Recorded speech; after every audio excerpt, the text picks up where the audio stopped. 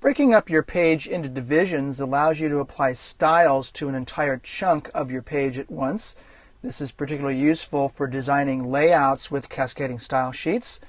So we now review those elements that constitute the building blocks of CSS designed web pages.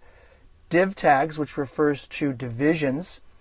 Divisions or div elements are HTML elements used to define areas of an HTML file. A division can, if you choose, encompass everything within the body of the page, although they're more commonly used for distinct page areas such as headers, footers, navigation bars, and so on. Divs can contain text, graphics, videos, flash elements. In fact, anything that you can place on the HTML page itself can also go in a division tag. These divisions provide greater flexibility and mark out regions of the page.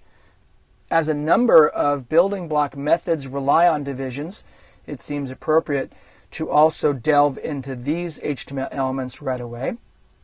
To break up a page into divisions, at the beginning of the division, type an less than symbol and then div.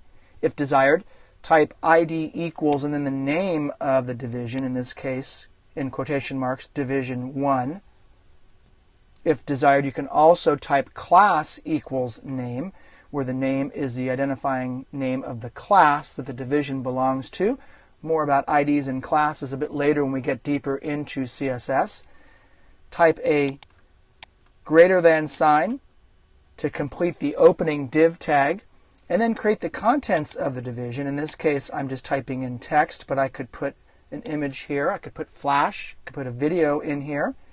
At the end of the division, type less than / div and then greater than to close out that division tag. Now you generally won't see the effect of the divisions until you add styles to those divisions. Then you'll see that these really shine.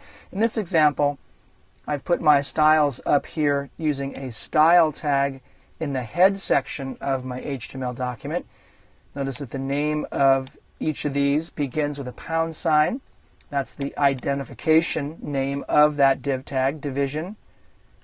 And division 2, I have properties, height, width, left, and top indicates the location of that division.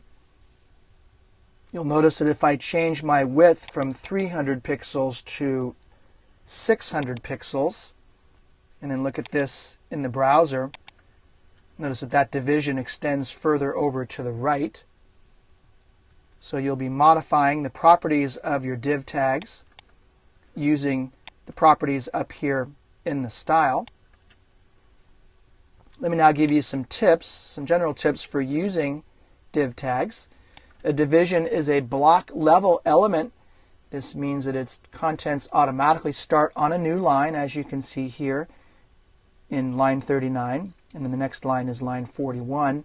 In fact, the line breaks are the only formatting inherent to a division. To apply additional formatting, you'll need to use styles to the division's class or ID.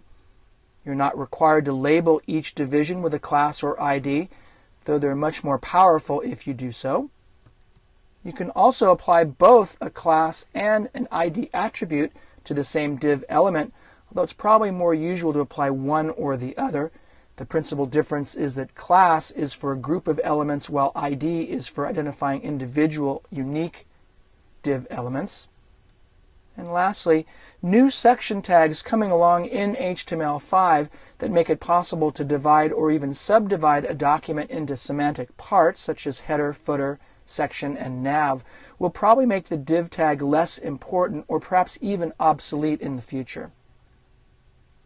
Although, if you're coding in HTML4 or XHTML, which Adobe Dreamweaver here creates, and you want to lay out your pages with CSS, you'll have to use div tags. Now, while you can organize big chunks of your web pages into head and body sections, you can divide them into divisions, as I've done here, with various sections of the page delineated, such as header, footer, nav, and content. You can even divide your pages with headers, H1, H2, etc. But you can name smaller chunks or spans of text or other inline elements using inline spans in order to identify them and apply styles to these very small divisions. So let's now move on to the next movie. where I introduced you to creating inline spans to format small divisions of content using the span tag.